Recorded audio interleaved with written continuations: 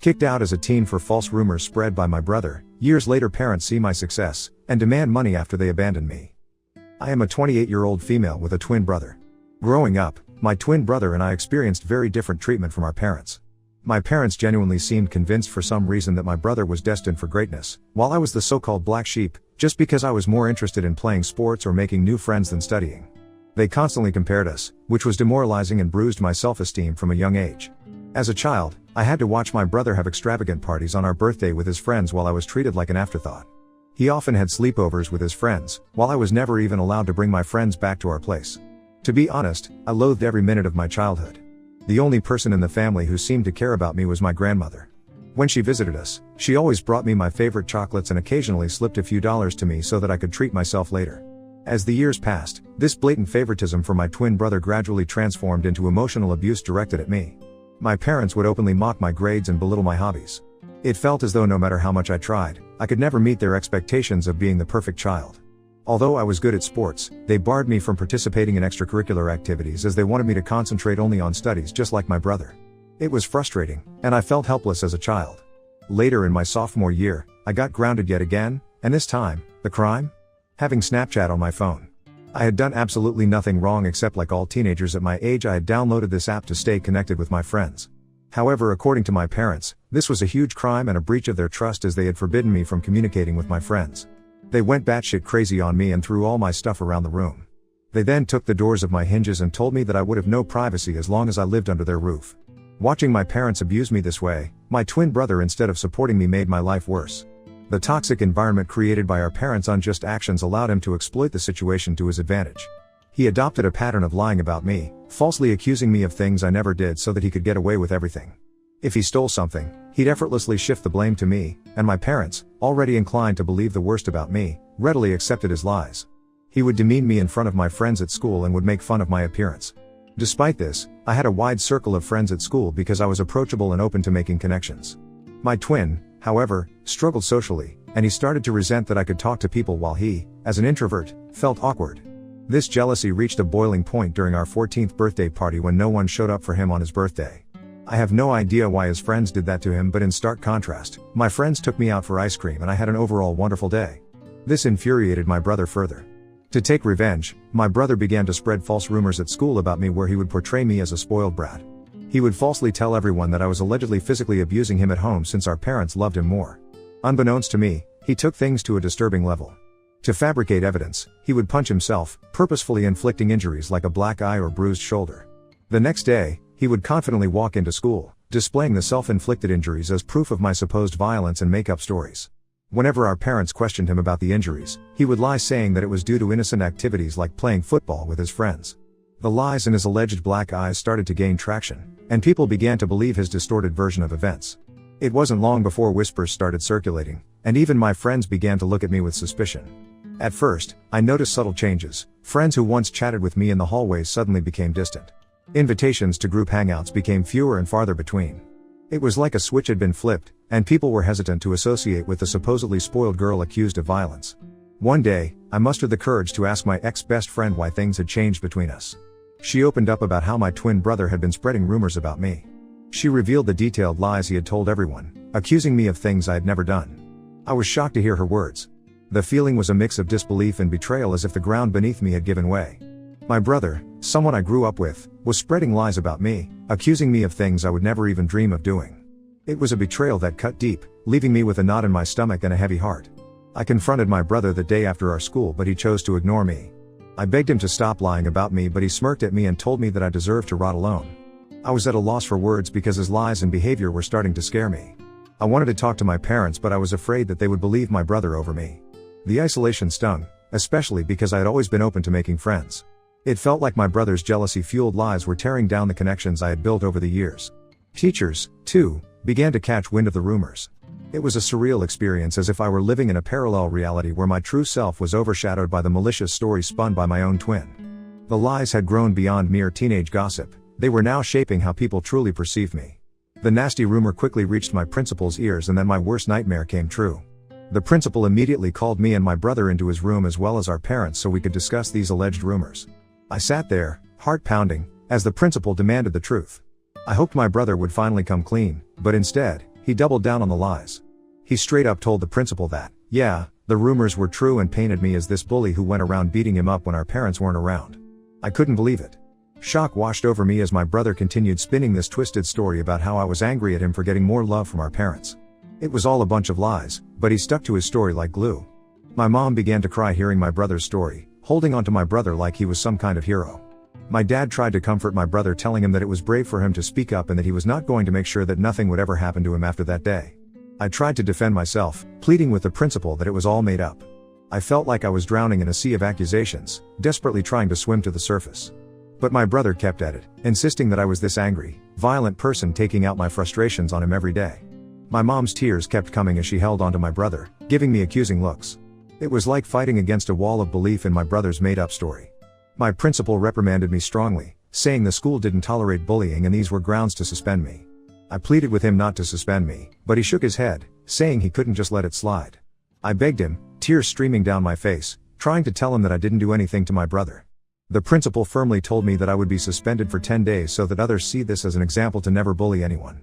It hit me hard, and I started crying even more, practically begging him to reconsider.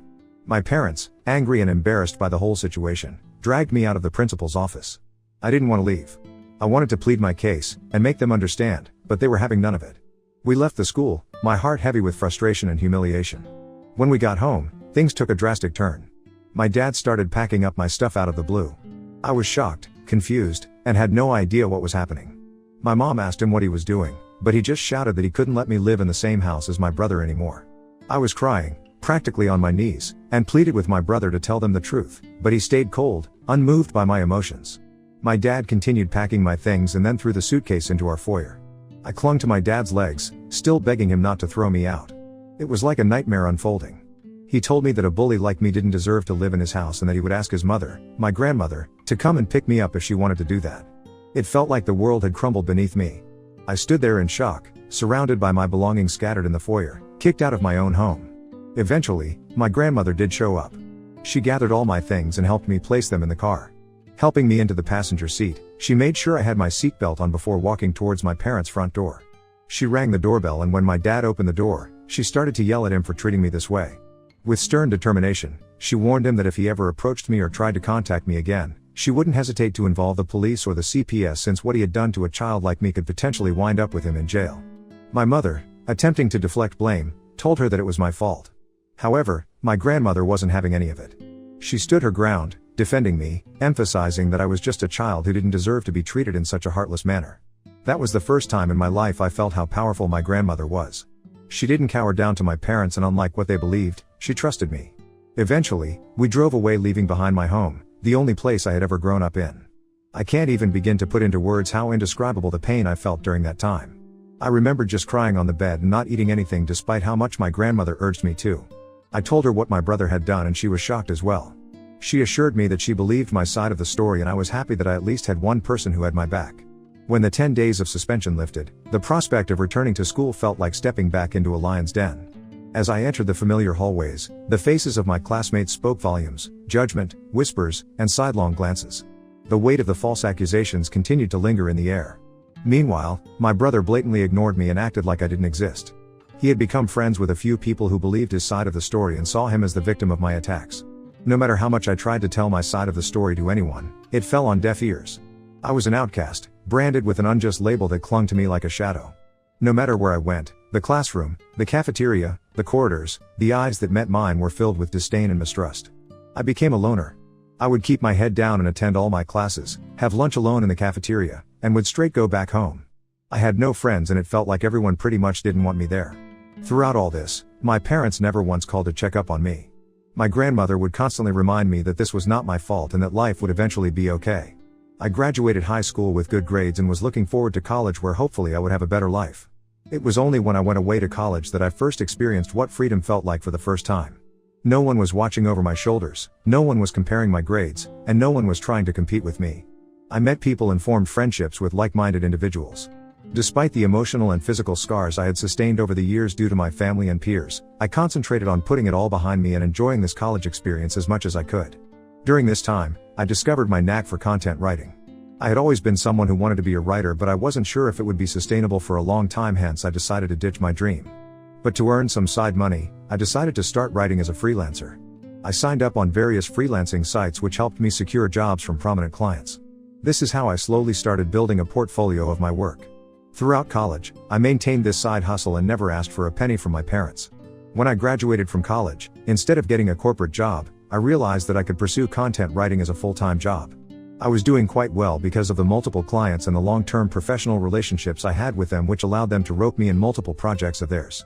Having a legitimate freelancing career not only made me financially independent, but also allowed me to travel the world as a digital nomad. Traveling helped heal me from my past. Even though it was definitely not easy, I saved up as much as I could and took a chance on myself. Over the years, I have seen so much of the world, and yet I have so much of it left to see. The only person who I considered my family throughout all this was my grandmother, and I absolutely adored her. She was very sad when I moved out, but she understood that I needed to be independent on my own. Despite my hectic schedule, I would make it a point to be there for her whenever I could. I would visit her on the weekends, often sharing meals together or simply sitting on the porch, engrossed in conversations that ranged from childhood tales to more recent happenings. On weekends, I would dedicate entire afternoons to helping her with household chores or accompanying her to the local park for a leisurely walk. Recently, I got done with one of the most important projects of my career. I can't mention the brand, but I was extremely lucky to write blogs and product descriptions for them. After the project was done, I requested the team I worked with to leave me positive reviews on my websites, which they were more than happy to do so. I then took screenshots of some of their reviews to post on my Instagram, as I knew working with this brand was a huge deal. As expected, a lot of other content writers reached out to congratulate me on my professional success and even reposted my story to help spread the word. This is how I started getting messages from strangers who also needed help with their website. My relatives noticed this as well, and some of them reached out to congratulate me. Eventually, I was contacted by my college's principal. He had reached out to me after seeing that I was doing so well and wanted me to come to college for a seminar to talk to students about building a career as a content writer. I was quite nervous as I don't do well when it comes to public speaking, but I decided to take a chance and agreed. When I found myself standing before eager faces, sharing my experiences and insights, I felt like my life had come full circle. I spoke in my speech about the struggles I faced and how I worked hard to sustain myself despite all the hard days. It was honestly a very fulfilling experience to empower others and contribute to the growth of the writers community. Some of my clips started going viral on Facebook groups as people reasoned with it. It felt good to be finally recognized for my hard work. Last week, I was invited to speak at a local news channel. It was a show about the benefits of content writing, and they invited me to share my journey and insights with their viewers. I was a bit nervous but also excited for the opportunity. During the show, I talked about my experiences, the importance of client reviews, and how a simple appreciation post could open doors to incredible opportunities. The opportunity to reach a broader audience and inspire more individuals in the field was both humbling and exhilarating. When it finally aired, I shared some of these clips on my Instagram also, as I was proud about being invited to a TV show. This is how my relatives and cousins started finding out how well I was doing in my career. You see, because my parents never talked about me to anyone, they had no idea that I was working with popular brands and getting invited to TV shows. This is how word quickly spread within my family. I guess this TV interview must have finally reached my parents' ears also, because just a few days later, I was working on another project and had my phone on silent. When I was done with my work, I checked my phone, and to my surprise, there were 6 missed calls from my mom. I was honestly shocked to see her name on my phone, as it had been a long time since she had called me. After all those years of silence, I couldn't fathom why she was calling me. I hesitatingly called her back and she picked up immediately. I asked her if everything was okay, and my mom started to congratulate me. My dad, probably sitting right there with mom, jumped into the conversation also. He started to inquire about my life and well-being, and I answered their questions without much thought. It didn't strike me as unusual until they began to ask how much I was earning these days. I told them that it was none of their business, and my dad replied that we were family, so I shouldn't feel shy telling them my income. I told him that I was doing well financially. Hearing this, my mom then began to say how hard their life was these days. My brows furrowed in suspicion. Basically, here is how our conversation pretty much went. Mom, we are retired now and we have been wanting to renovate the house for a while now. It's not in the best shape, but we have no savings left. Me, okay mom, your success has given us hope. After watching your TV interview today, we thought maybe you could help us out by paying for the renovations. Dad, after all, we are a family. You shouldn't hesitate to share some of your earnings with us. We can really use your help. Me, are you joking with me? Why are you asking me for money when you haven't even talked to me for years? I don't know what made you decide to reach out to me, and while I appreciate the congratulations, I am not going to help you out in any way. Hearing this, my mom started saying how I was being a bitch and that I needed to support them as a family. My dad also added that as my parents, they deserve to be looked out after and that this was the least that we could do. I was so pissed at this that I wanted to give them a piece of my mind. I suddenly got an idea that instead of just arguing with them, I should teach them a lesson forever, thinking that they could mooch off me after mistreating me all those years ago. I told my parents that I was willing to help them if and only if they agreed to my demands. My dad curiously asked me what it was. Without hesitation, I laid out my demand. If they wanted my help, they had to publicly admit, in front of our family and friends, that my brother was the mastermind behind the hurtful rumors that had tarnished my reputation. I wanted them to humiliate my brother the same way they had humiliated me in front of everyone by believing his lies and manipulations. I wanted them to take accountability for their actions and acknowledge the pain they had caused. Hearing my impossible condition, my dad began to question the necessity of such an admission. My mom told me how this was all quite unnecessary and that we could have a private discussion without involving others, but I held my ground. This condition was non-negotiable, a prerequisite for any assistance they wanted me to offer them in the future. As the tension escalated, my dad raised his voice, asserting his role as my father, and started to emphasize that it was my duty to help my family in need. My mom, in a last-ditch effort, urged me to do the right thing and help them, emphasizing the years they had spent raising me. I couldn't help but find irony in their sudden appeal. I reminded them of the past, of the fact that they had kicked me out and it was my grandmother who had raised me, not them. They started to get more and more agitated, but I told them firmly that if they wanted to establish contact with me and seek my financial assistance from now on, then the truth needed to be acknowledged publicly and my brother needed to face consequences for his actions. Since this conversation, my parents have been trying to incessantly call me, but I am ignoring their calls. I am starting to regret even calling them back that day. I would like to know if I would really be in a hole if I didn't help my parents at all. Update 1. It's been a whirlwind of a week since I last shared my story, and the support and encouragement I have been receiving from everyone has been overwhelming. It's heartening to know that I'm not alone during this time. I am glad that everyone agrees that I should not engage with my parents or even consider helping them out after what they put me through. The reason I even gave them such a condition was because I knew it was pretty much impossible for them to do it. I know they love my brother too much, and despite the fact that they might have found out by now that it was all his lies, I know they will never put him through what they put me through. Today, my brother sent me a nasty text message after my parents again tried to contact me and I refused to pick up their calls. This is what he wrote. "Hey sis, it's been a long time since I saw you and I can tell you that every day without you in my life has been great. I heard that mom and dad reached out to you and you gave them a crazy ultimatum. They are never going to go through with it, you know that, right? They clearly never loved you and they will never do anything to hurt me. I admit that I did lie about you 15 years ago, but it's been a long time since then. So stop being so selfish and try to move on from the past. You are unmarried and childless anyway, so why do you not want to help them out by paying for their repairs and renovations around the house? Do the right thing and be a better daughter." Seeing the message felt like a stab to my chest. The audacity to dismiss the struggles I had faced and the conditions I had set spoke volumes about his lack of empathy. The attempt to guilt-trip me by emphasizing my unmarried and childless status added another layer of insensitivity. His insinuation that I should prioritize their needs over my own well-being was not only offensive but also highlighted how little he thought of me. Fueled by frustration and a strong desire for justice, I decided it was time to take matters into my own hands and reveal the truth that had been hidden for too long.